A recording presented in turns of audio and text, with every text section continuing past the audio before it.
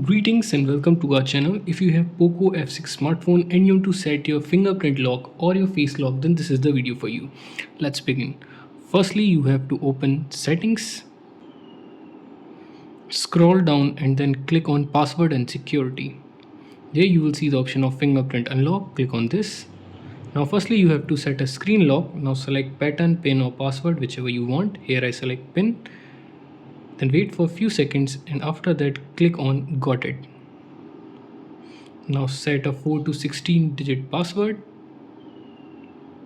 Click on continue and then confirm your pin.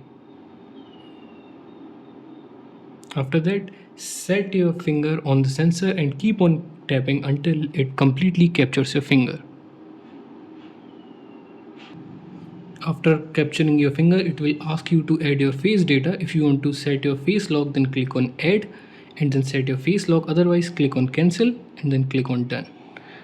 And now whenever you will place your finger on the sensor, it will automatically unlock. That's how you can set your fingerprint lock or face lock in this smartphone.